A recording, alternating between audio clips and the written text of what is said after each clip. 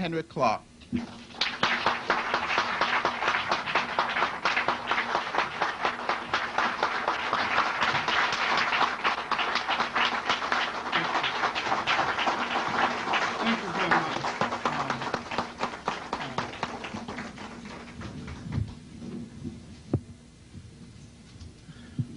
First, I want to kind of give an account of myself for not being here next week, and to let you know that I won't be loafing because I don't even know how to loaf.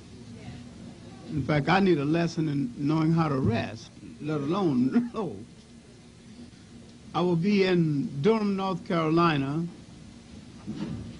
delivering a lecture on a panel. This is the 20th anniversary of the publication of Hal Cruz's book, The Crisis of the Negro Intellectual. And I will deliver a paper on the crisis that Hal Cruz neglected. Because Hal Cruz wrote a very interesting book, a very personal book, but he did not deal with the real crisis of the black intellectual. The real crisis of the black intellectual started a long time ago and it's still there. The crisis of not studying the intentions of other people toward us. The crisis of welcoming in future conquerors without knowing they are conquerors. The crisis of making bad alliances or no alliances at all. The crisis of letting other people come into his house and take down the good things about him, his religion, his culture, and sometimes his wife, and get away with it. We've been all too kind to people. Hal Cruz writes about the 20th century. I start at the 18th century, BC, and work straight up. We made a whole lot of mistakes in choosing friends and in choosing religions that were ours in the first place. People take the basis of religions from us, go away and dress them up and come back a few hundred years later and sell them to us as something new. We don't know it was ours in the first place. You should really read St. Augustine in his comments after the conference at Nicaea, when the Europeans took over Christianity and began to whiten it up. He said the whole thing made him laugh. These people are trying to give us a religion we had 3,000 years ago. And we had not only one Christ, we had many Christs, many deities. And I want to deal with the inability of a lot of African scholars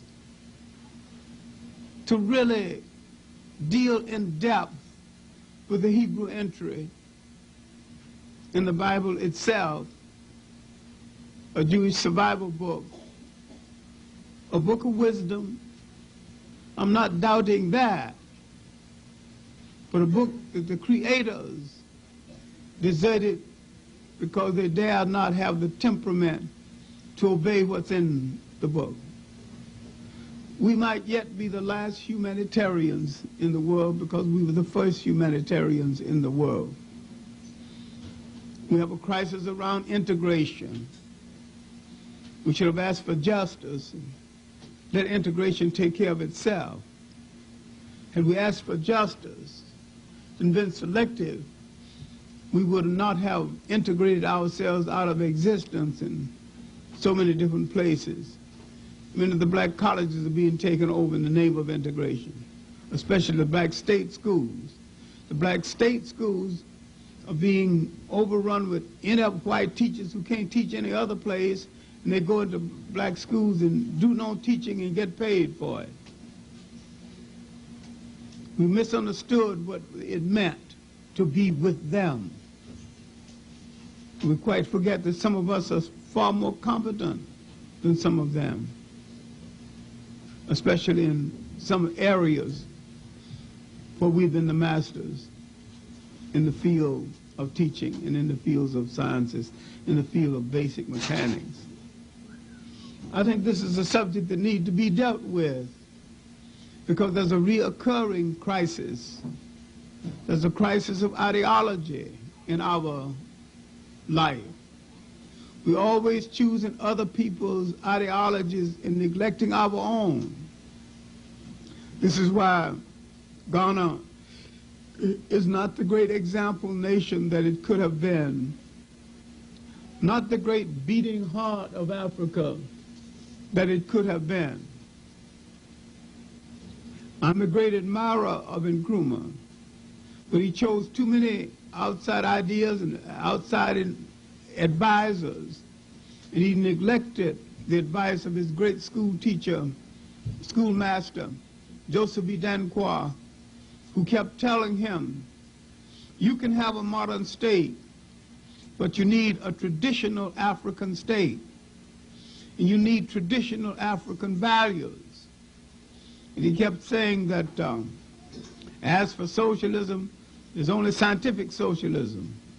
Nothing is scientific that fails to work for you, no matter what who people call it, what people call it. Now, one thing our intellects have not learned, that nothing the European mind ever devised was meant to do anything but to facilitate European control over the world. The European wastes no time in humanity or sympathy. He wants to control, and he will control by any means necessary, or he will destroy. He shares nothing with nobody. He never enters into partnerships with other people. And if you think that he's going to enter into a partnership with you, no matter what he calls himself, capitalist, Marxist, or socialist, or anything, he came to control. Under any guise, he must control. And once you understand that, you have to understand, no matter what religion I belong to, no matter what denomination I belong to, no matter what political ideology I follow, my people must always be in charge of themselves. They must be the masters of themselves. In any ideology, any religion, anything that fails to serve that purpose is a waste of our time. All our energy needs to be converted into that. And this is the confusion of what we call our intellects. The role of the teacher, the intellect, the preacher, the role of any kind of leader is to make sure his people know the time of day, the political time of day, the emotional time of day, and the historical and cultural time of day. Make sure his people are trained in how to face reality. And if you face reality right now, you will realize that you are living in a society that is dying. The society is not only dying, the society intends for you to die with it.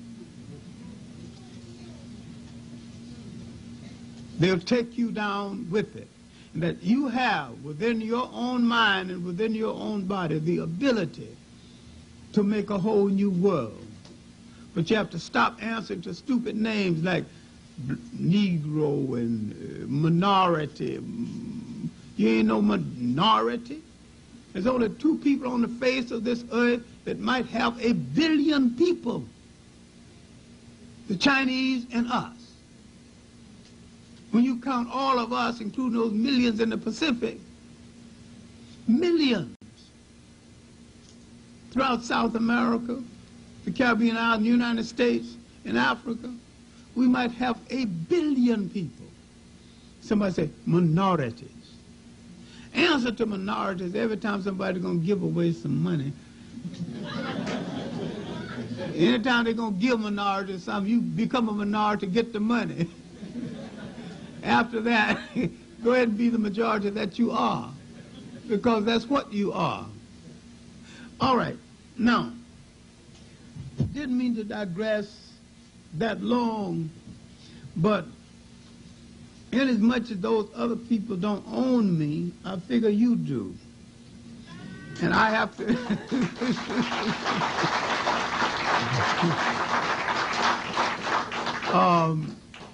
so I have to kind of let you know what's happening to me when I'm acting. I'm not copping out. Because when I had a stroke a few years ago, in '82, I turned to African people, and I got from my sisters and brothers the strength to pull myself together, get out of that bed and get back on the road again, and to fulfill my mission as a teacher. I never want to be called leader, because I have a hard time leading my two teenagers when they were teenagers. Only 122 right now. I sure have never led my wife, so that's out. So I'll confess my failure as a leader.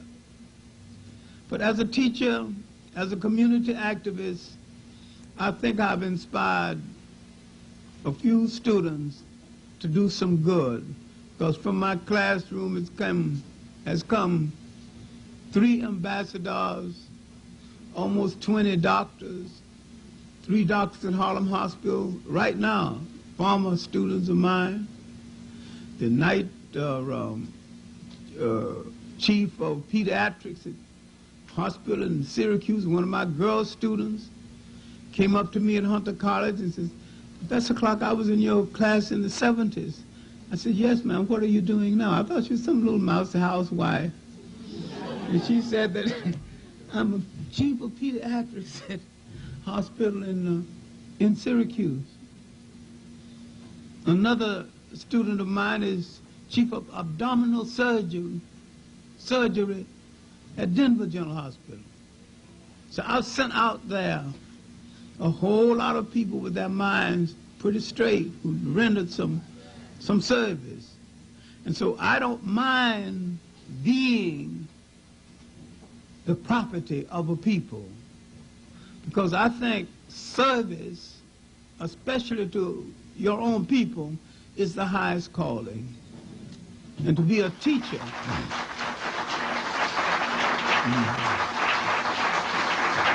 So I don't mind you asking me, well, if you're not going to be here, where are you going to be? That's your responsibility. Ain't hanging out now at your age, are you? Give an account of yourself. Where are you going to be? That's family. So the other folks ask me, I get insulted. You ask me, I feel you just interested enough and care enough to want to know where I am. All right, let's get into the lecture on the Civil War and its aftermath. Let's look at the period that we're talking about. We're talking about the middle of the 19th century, the 1850s. This is the period that we're talking about. This nation had failed to get a rebirth during the constitutional conferences, now been offered a chance to straighten itself up and be born again. Slavery and immigration is spreading to the western part of the United States. And some of the poor whites who didn't benefit from slavery are saying, we don't want that out here. And not because they love blacks, because they didn't, but they didn't see any benefit for them in having slavery. So they said that as we move to the West and make new nations in the West, we'd rather do it without slavery. And besides, we can do our own labor. They were poor people. They couldn't afford slaves anyway. And so when they opened up Kansas, the poor whites of Kansas began to fight against slavery, because they did not want to create still another slave state. And they call it Bloody Kansas. And a lot of blacks went into Kansas because they thought that they wouldn't be slaves. But some of the slaveholders, those with the power to enforce their will, had gone into Kansas and had set up shop there, trying to create a new slave state in Kansas. These are blacks who went into Kansas, was called exodusters. They did not exit from the United States. They exited from their homes within the United States. Now, among us, we had not settled the problem of whether we would or would not stay in the United States. This was the period of Martin Delany, the period of Robert Campbell, the period of blacks sending delegations out to Africa to look for a place for settlement. It was a period of another shift in population. After the American Revolution, it was discovered that over 5,000 blacks had fought against the United States with the British. And they became unpopular when the British lost the war. So the British had to get them out of here. The British had sent them to an icebox called Nova Scotia. And the part of that community is still there. But some of the blacks rebelling against this cold climate asked to be sent elsewhere, so they went to Sierra Leone in West Africa. Liberia is just being opened, and so many blacks from the Caribbean, some from the United States, are now going to Liberia. Liberia was officially opened 1847. And what we're trying to look at are the events in the African world on the eve of this war. In South America, the two great states brought into being by slaves, especially in Brazil, had now been more or less broken up or fragmented by the Portuguese, Palmeiras and Bahia. At Palmeiras, they had fought, and not only fought so long, and it started before the American Revolution, blacks had discovered a republic. And no black preached about anything called democracy. But when the whites came into Palmeiras, when they agreed to let them in, they treated them with democracy. They didn't say, here, look, Mama, I'm treating the white man like with democracy. They just went and treated him with democracy. So we don't preach about something. If you believe something, you don't have to announce it, you just do it.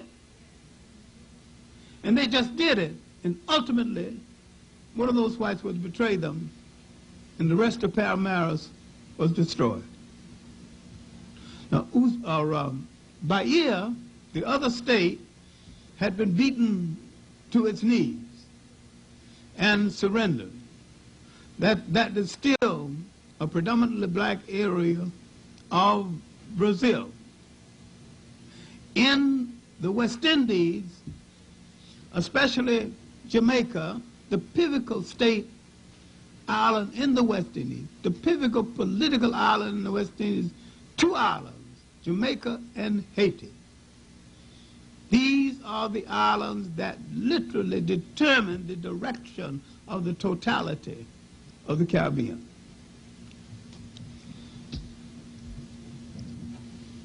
Jamaica was not at a standstill, but the rebels in Jamaica had fought for many years. Haiti was already free, having been free in the 1700s. In that 20-year period, became free. But I'm saying that Africans in the whole of the world were inspired by the Haitian Revolution. The Haitian Revolution over now, and the mulattoes who were to ruin Haiti with a French Constitution in power now, but blacks still remember there was a time when blacks drove out whites and established a republic. And except for the offsprings of the whites, that republic might have endured, but no one impressed them with an African mode constitution, but with a French constitution. Now what you need to read here, if you read French, and part of it's been translated, the Rochambeau Papers. Rochambeau came into Haiti, so-called tame the blacks. And Rochambeau had played up to them, but he hated both the mulattoes and the blacks. And in a fight against him that he won, after the mulatto generals favored the French, hoping the French would give them favors over the blacks, Rochambeau played a trick on the mulatto generals. He had a ball and he invited the wives of all these generals, and at the end of the ball he escorted them into a room to stand by a box. I got a present for you. And they opened the box, and the heads of their husbands was in each box, which proves that no one gains with the internal struggle by thinking you're going to lighten your load by betraying the others. Now, finally, a black general drove out Rochambeau, but Haiti fell again into the hands of the offsprings of the French. While the Haitians spoke a language that is Creole, part French, part everything, there was a group of human beings called Creoles who were Haitians and black.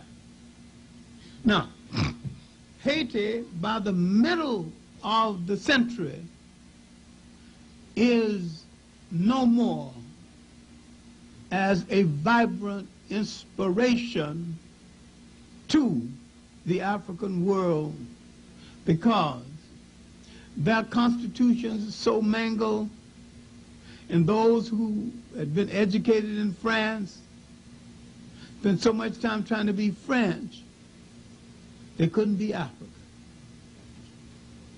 Now, 1850 in Haiti, in Jamaica, the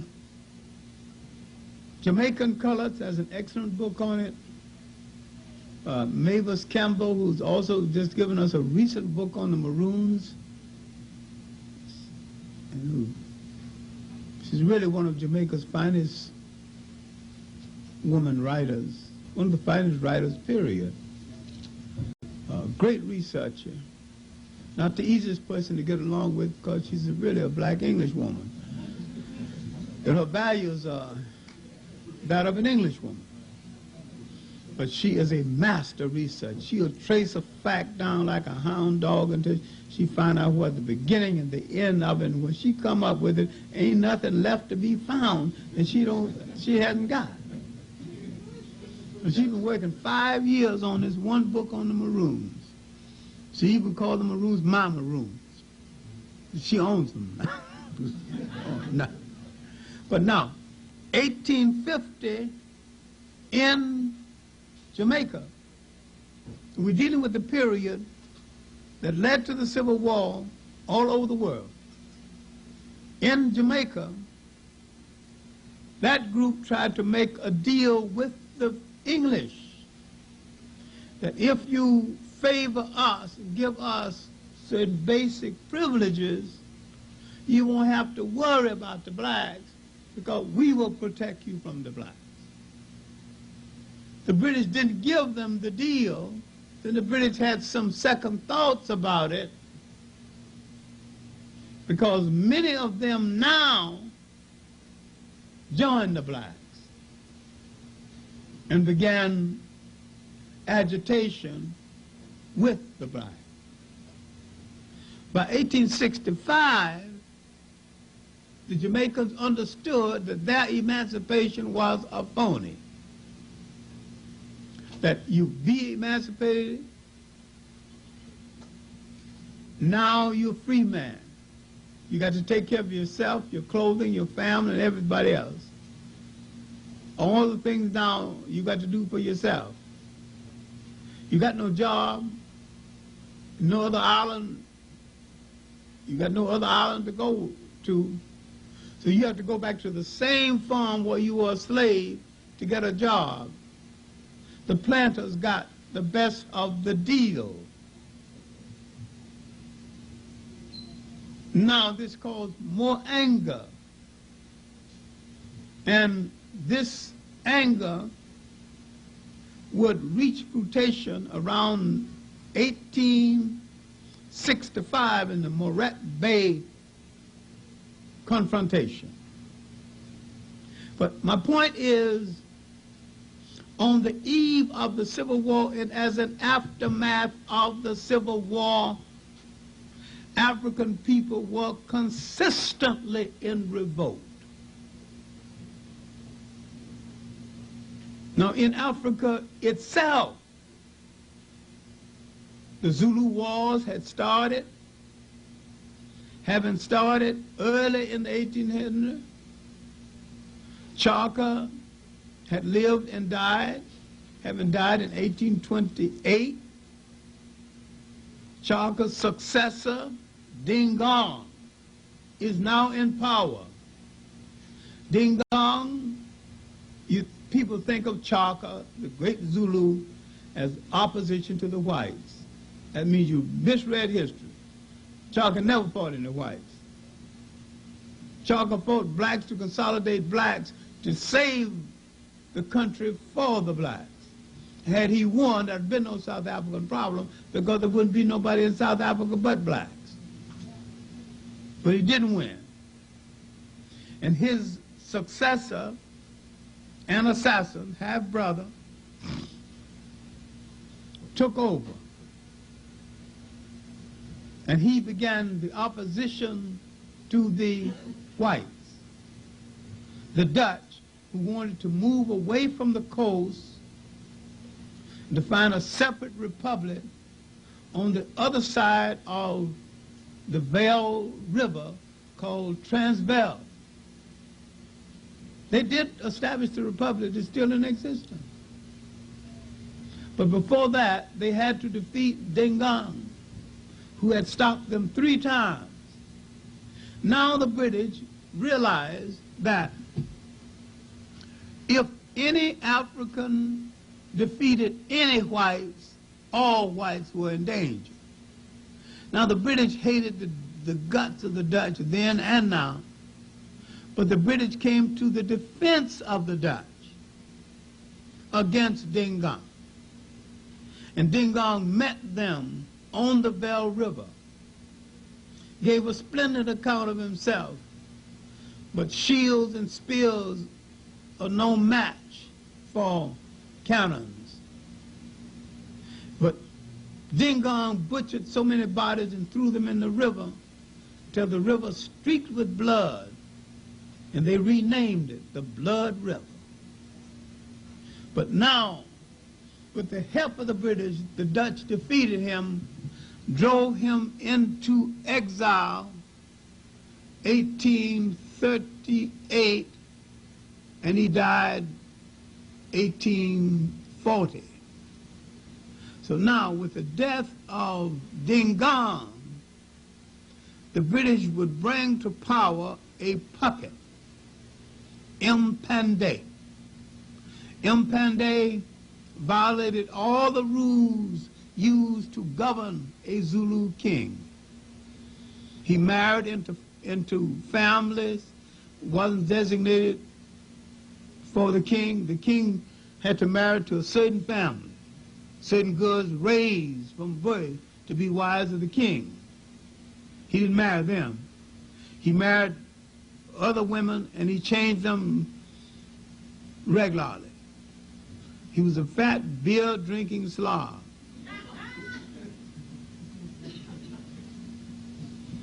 And he was so ignorant, the British made out his death warrant and put it before him, and he signed it.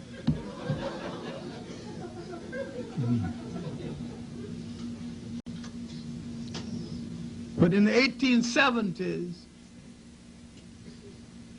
this weakling produced a strong son,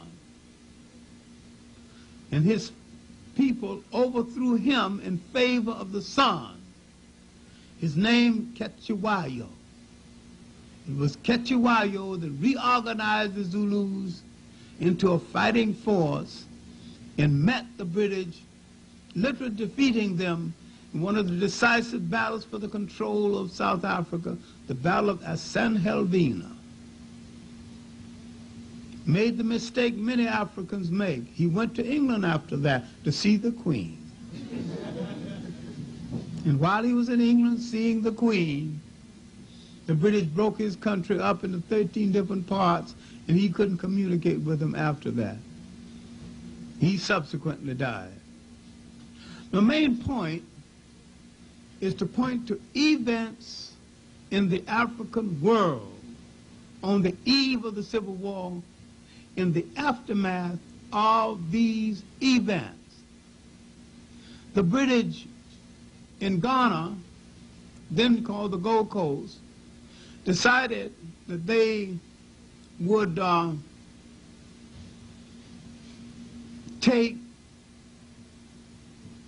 the religious ornament of the Ghana, the most sacred of all, the golden stool, brought by a great priest, Akamfu-Enochi. But the British decided they would take it because they said the spirit of the Ghanaian people rests in the stool. And the priest told them, if you lose the stool, you lose your soul, and the people will die. The British, hearing of this legend, decided the best way to break the spirit of the Shanti people is to take the stool. Now, they had tried first in 1805. A young governor named McLean decided he would go up and show the British he can take the stool. The king of Sarah Tutu Kawamene sent word back, if you come up here, I will send your head back to the coast on a silver platter. So the fool kid did come to Kumasi, the headquarters of the Shanti people, and Kawamene did cut his head off and send it to the coast on a silver platter. He expected war. This was the beginning of the Asante Wars that lasted through the exile of Prempeh, where the British burned down Kumasi twice and still could not defeat them.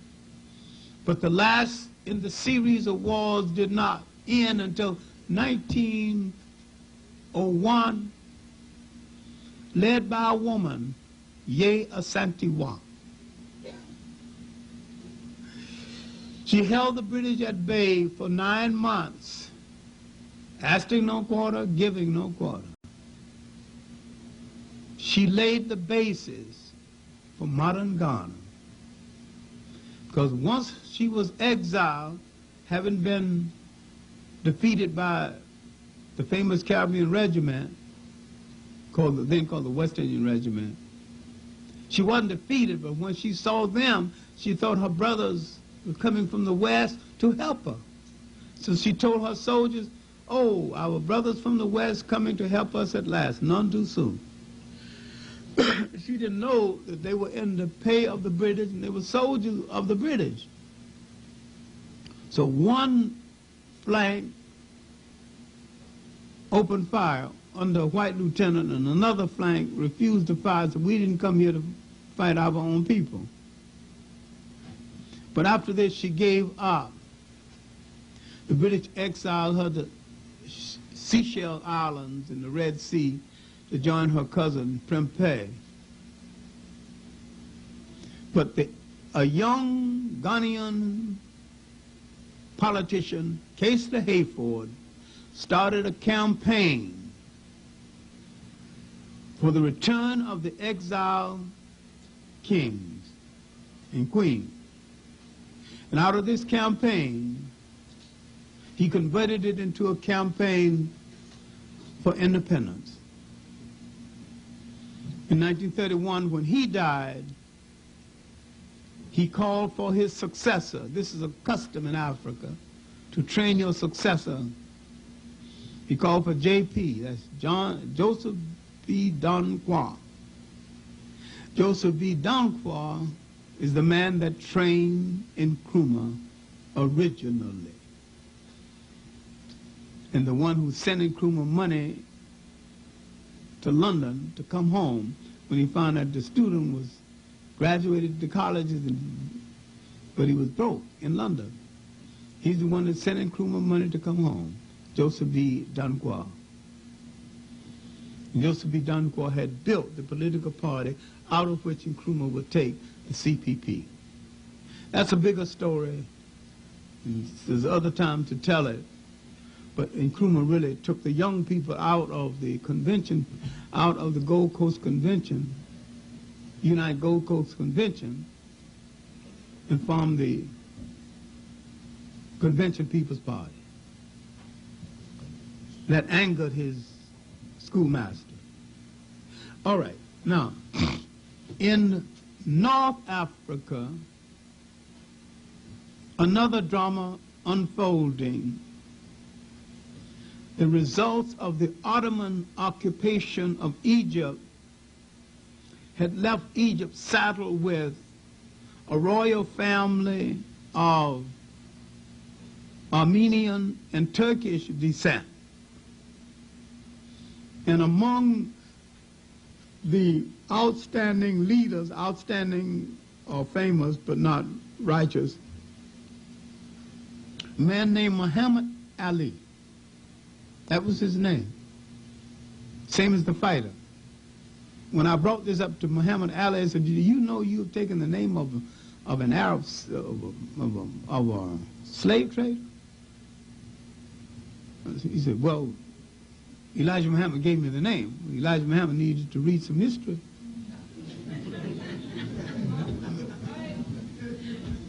Muhammad Ali was a slave trader, and the man that tried to destroy all of the old objects of Egypt.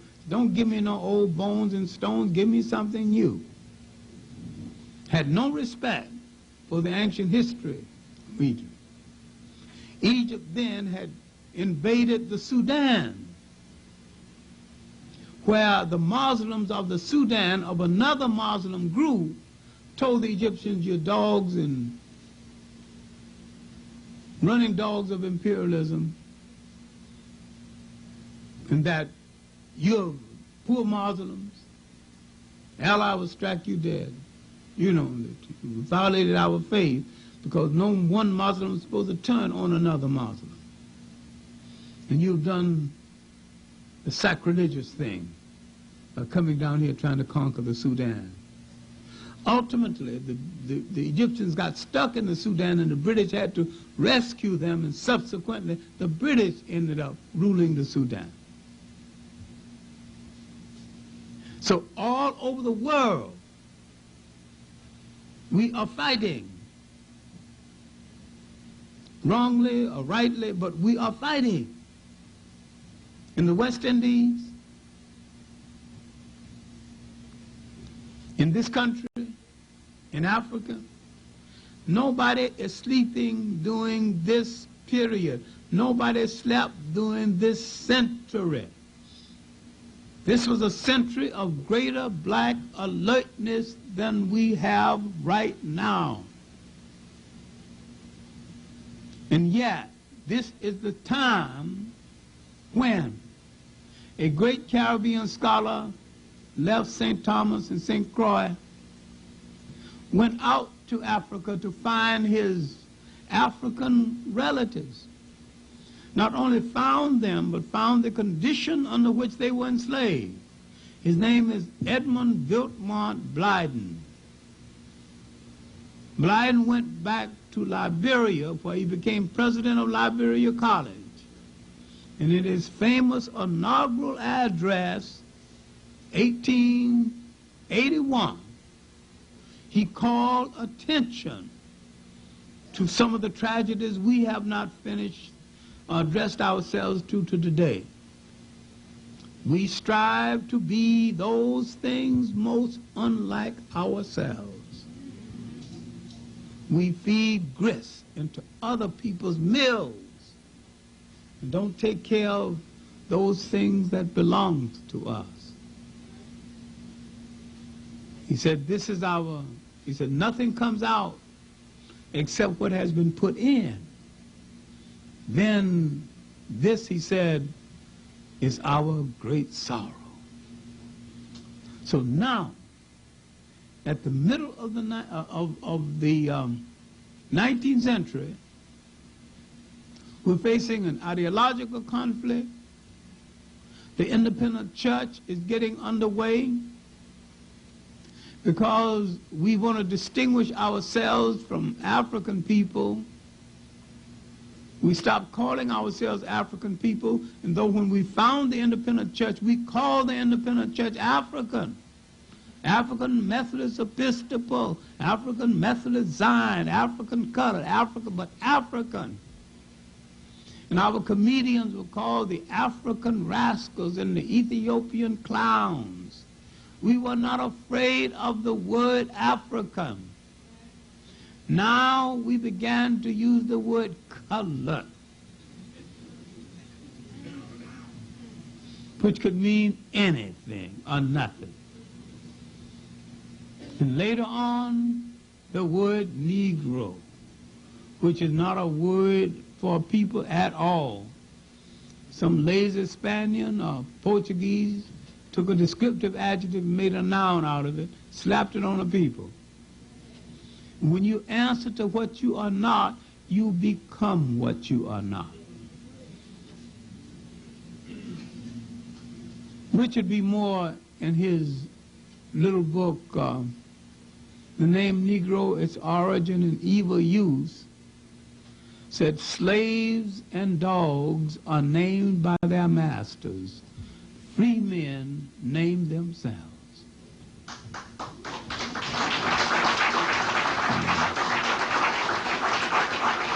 So the proper name for a people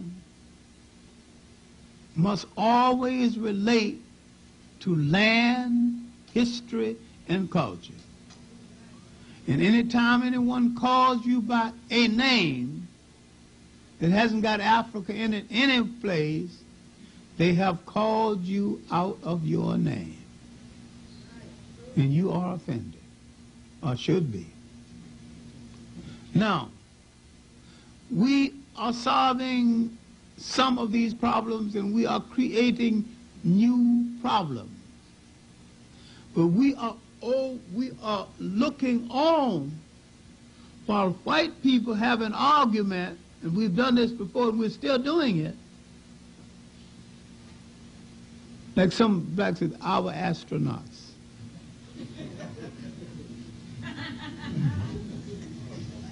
We still hear conversations among whites, and we assume that they're talking about us.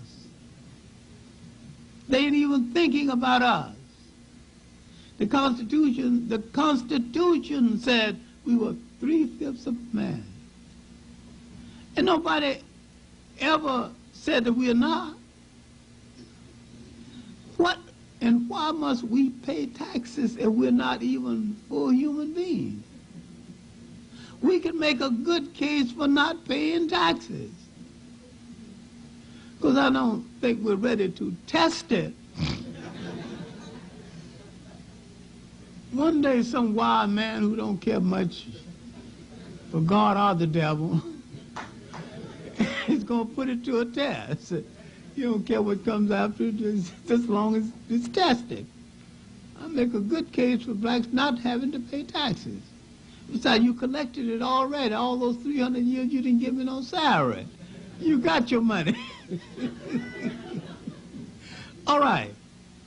Now, on the eve of the Civil War, slavery is an emotional issue.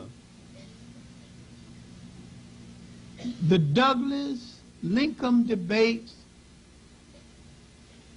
the talk with Frederick Douglass himself, still alive. Slavery is an issue and a debate. But the real issue leading to the Civil War was not slavery. These northern city slickers who came here with a little money, and the southerner didn't come here with nothing, not even a decent rag on his body. I have said before, Europe dumped its human garbage can into the so-called New World. The worst of that garbage can was dumped into the United States.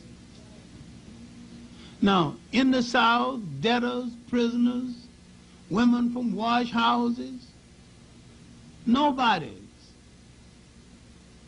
marrying Anglo-Saxon women whenever they would, so they can call themselves Anglo-Saxon, looking for a social status from some place. Slavery and cotton took them out of their degradation so fast that they were dressed up and didn't even know how to use a fork. Didn't know what to do at a banquet. Now, these Southerners that had grown rich on our back now had a conflict. The Northerners wanted the Southerners to become furnishers of raw material for the North.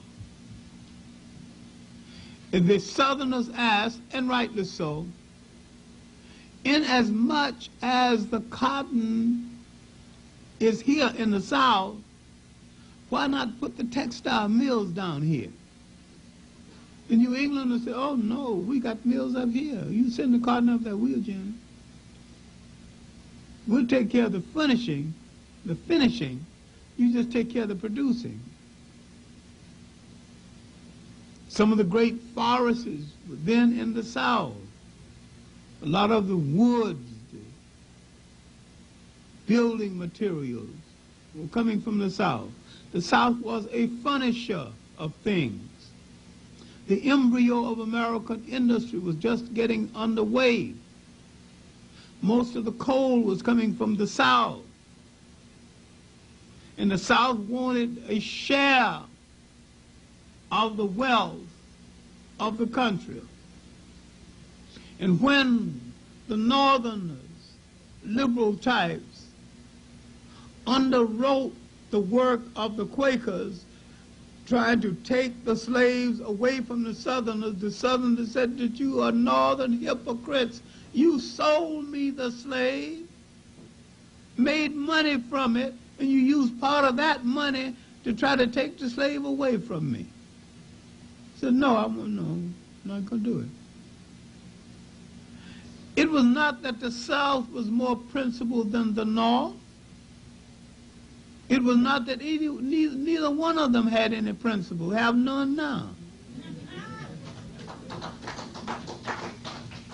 It's just up south and down south. The country is basically the same, but the moneyed people who sell in the United States, escaping persecution, so-called, their words, generally settled in the New England states. The poor whites of Europe generally settled in the South. Now they got a footing out of slavery and the exploitation of a lot of white slaves too, especially Irish and Slavs and some Germans. Slavery has gotten them out of the barrel. And now they've found a voice. So this argument continues until some hot-headed Southerners fires at Fort Sumter. Now look at the South. Look at the whole situation, because really this is a family fight between whites and whites. It's not much of a civil war, because now the Southern candidates, cadets at West Point,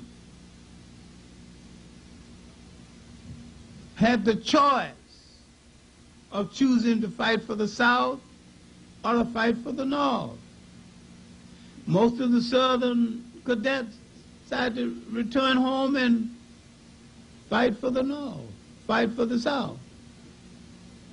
Now, the South fought like hell in the South, gave a splendid account of themselves because they had no place to go back up against the wall, fighting an industrial part of the United States that could outproduce it. Now, people began to make opportunists out of this wall. Several families began to sell to the North and the South and laid the basis of their fortune selling to both. And among those who made fortunes was the former governor of New York City, Herbert Lehman's family. A lot of families, a lot of people sold to both sides. Now, the South did not want black troops. The North didn't want them either. But things got so difficult, the South began to have black quartermasters, laboring troops, wagon masters, quartermasters just to deliver food and keep the supplies. A few were fighting men, but only a few in the South.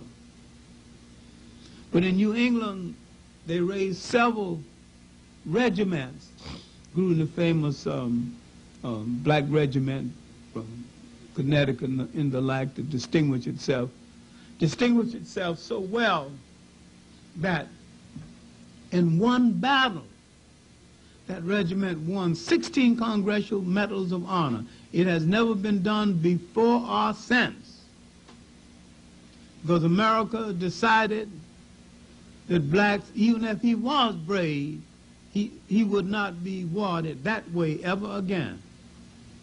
To the extent that an order went out that no blacks would get the Congressional Medal of Honor during the Second World War. and nobody got it. It had nothing to do with bravery. If you are to get the Congressional Medal of Honor, then your commander must write you up and recommend you for it.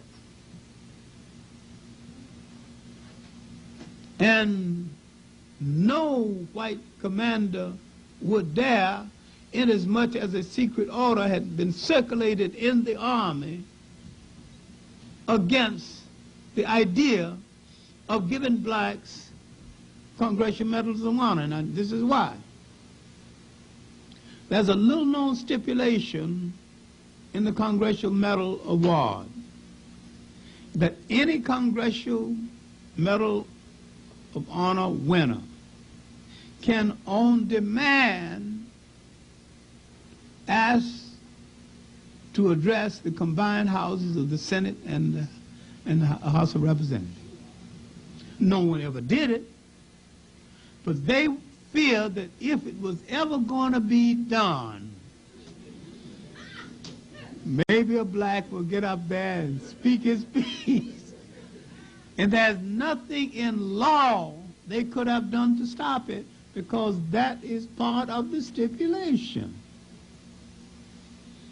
And then in the war in Korea, most of the blacks who got it posthumously, I mean after they died. In the war in Vietnam, 3 who got it, most of them were crazy. One was in the medics. He went to see Eisenhower. I saw him on the news wheel. He said that I didn't win this medal for my country. I didn't win this medal. I didn't win this medal for my company. I didn't win this medal, you know, for my country, myself. I won this medal for my country. I said, that fool ain't gonna be no harm to nobody.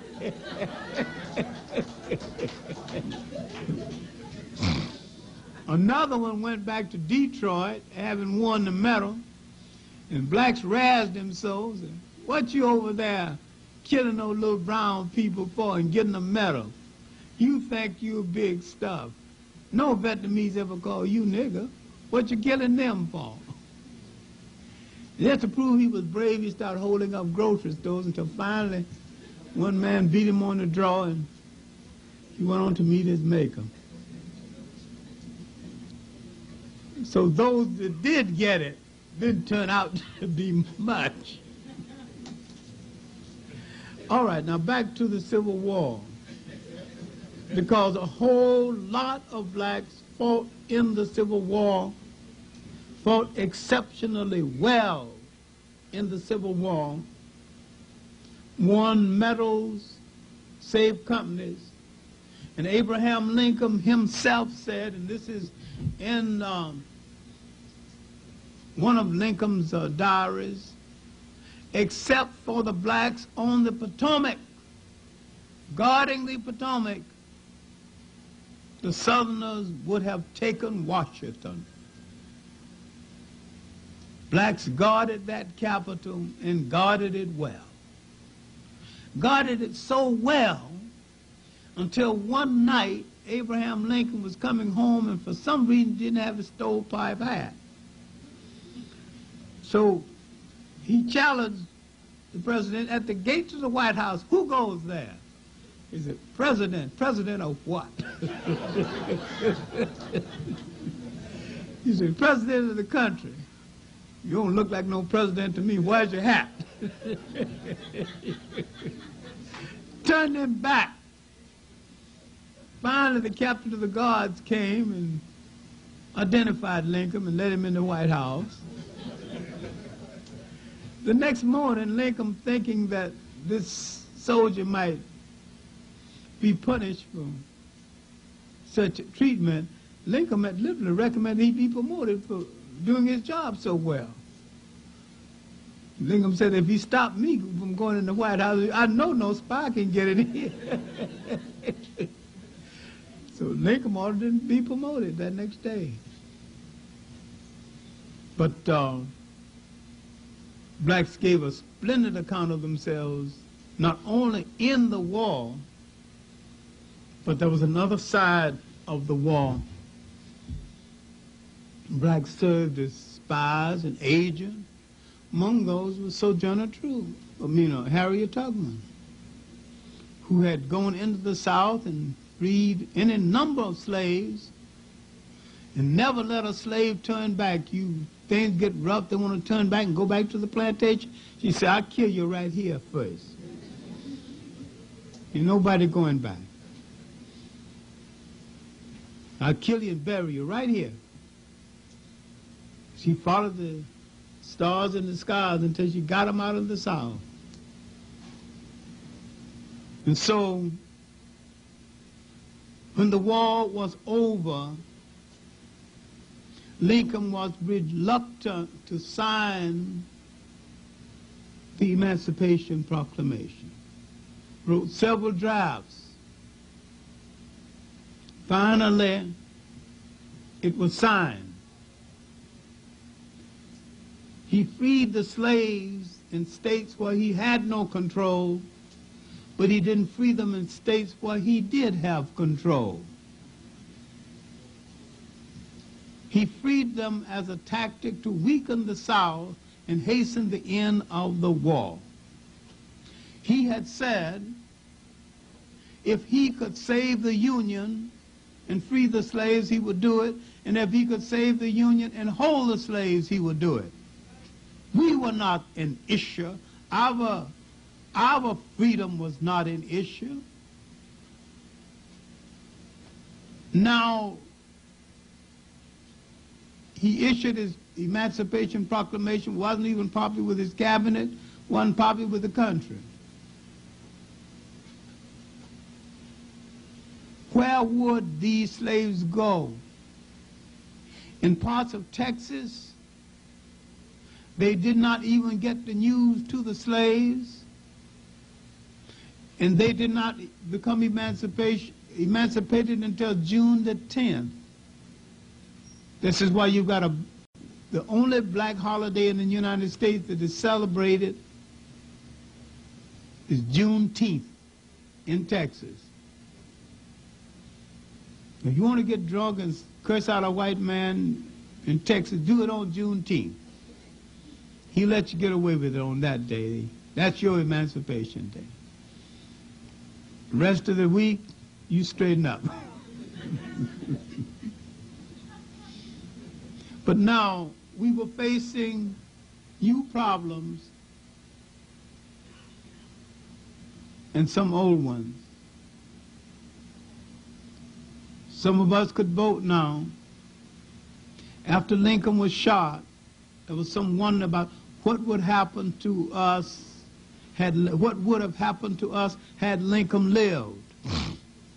Lincoln had a plan of getting us out of here, and he said that he did not believe any of us could behave in social company equal to whites. So if you want to know what would have happened had Lincoln not been shot, and I'm sorry he was shot,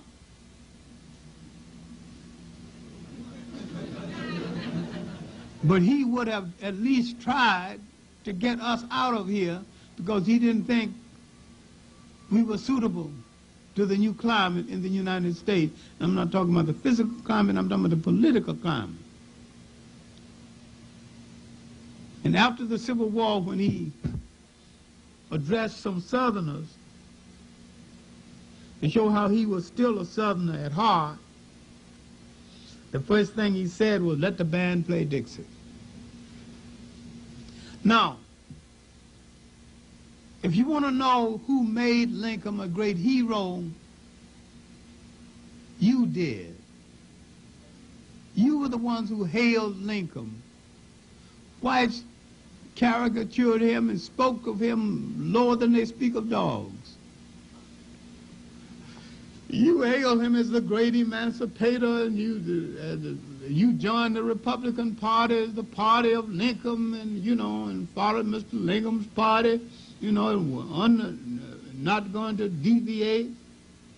And one of our great orators Roscoe Simmons Conklin, all of you must be too young to remember the great Roscoe Simmons Conklin, world's greatest orator. I thought he was the greatest showman. He always ended his speech and said that I have but one party. It is the Republican Party. I have but one race. It is the human race. And having hailed Lincoln, he would sit down amid great applause, frock-tail coat and all. Great Roscoe Simmons Conklin. But we hailing Lincoln as the great emancipator gave Lincoln a presence as a hero in America he otherwise would not have.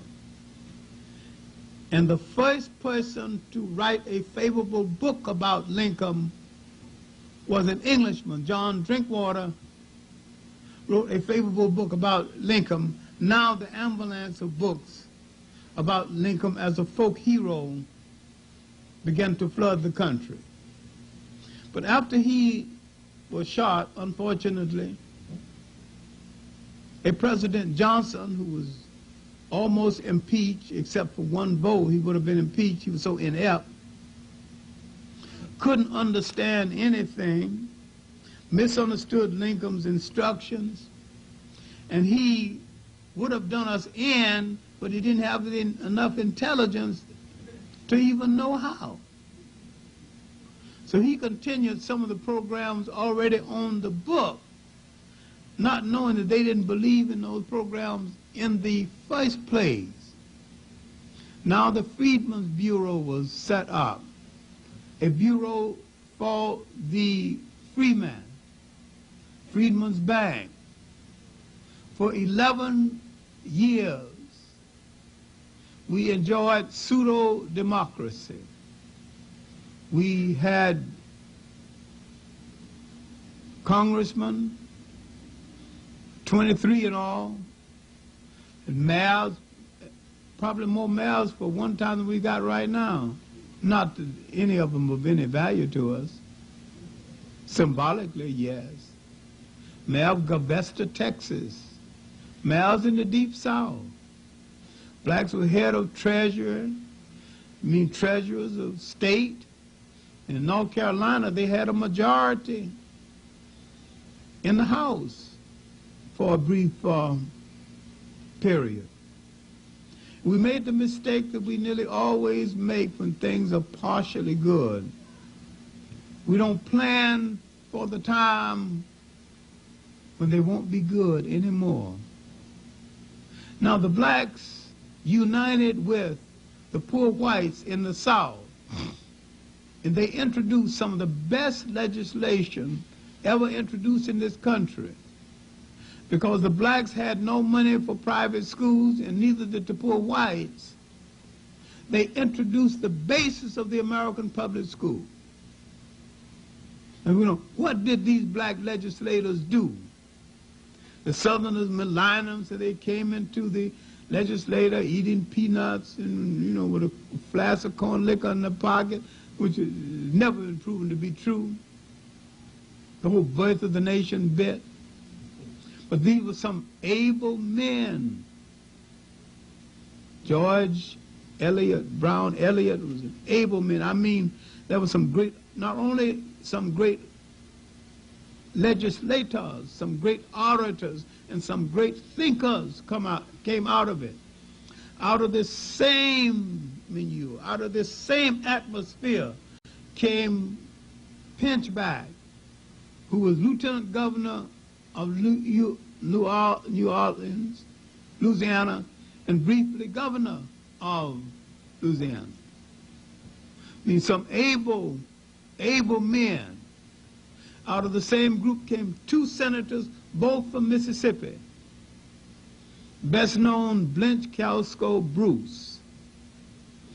Bruce, after he was no longer senator, then he was registrar of the Treasury, and going home on a Jimco train, but they hadn't broken Jim Crow starts at Washington.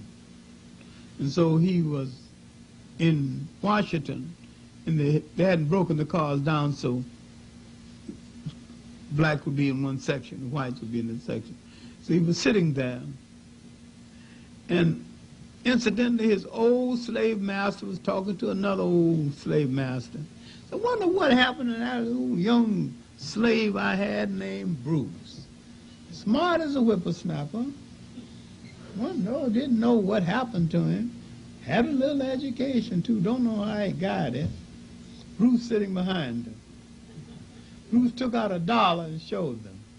That's what happened to him. He's now Secretary of the Treasury.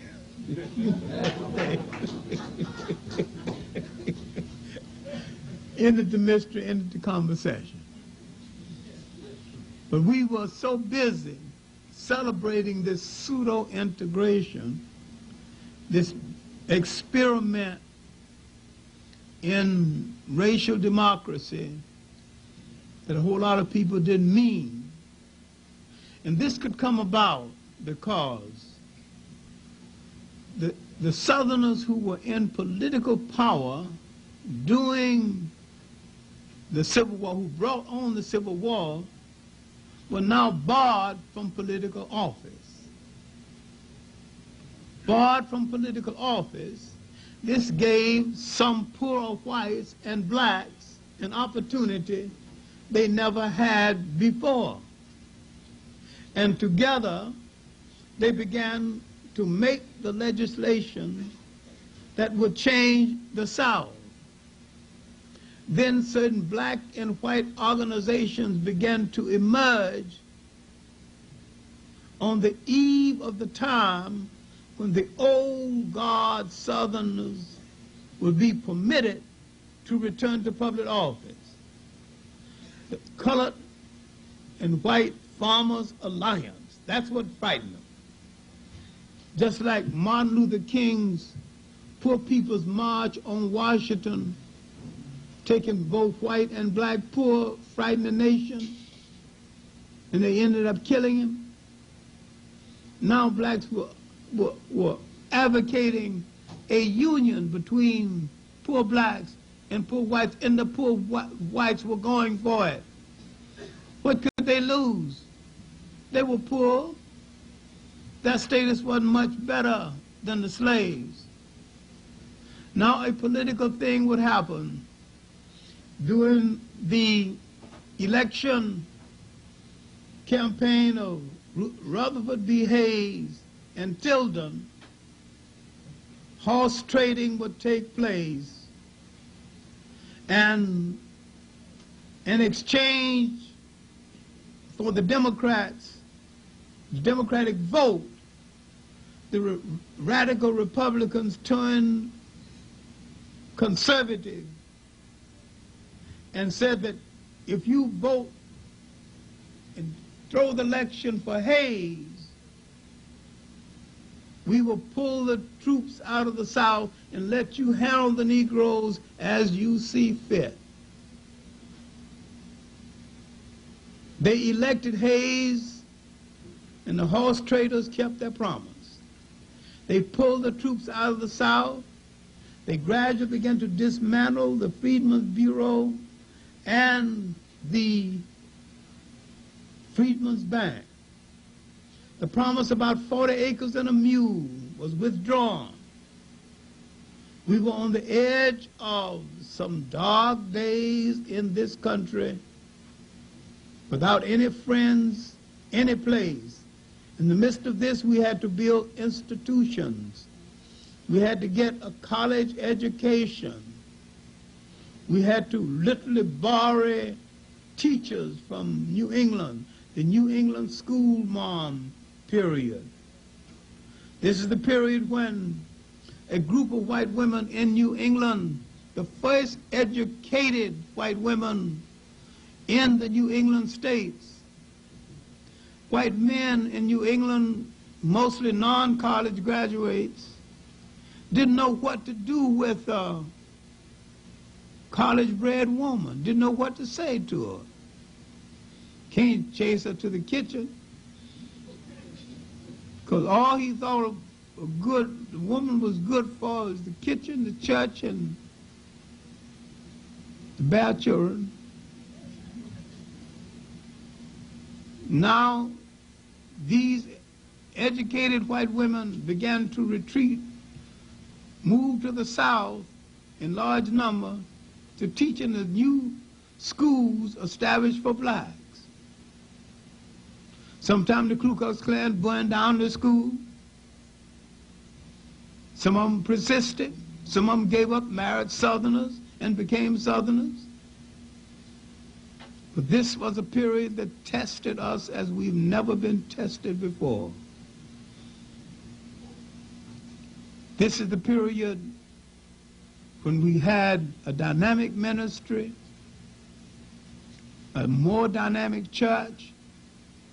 It's a period when we gave up old troubles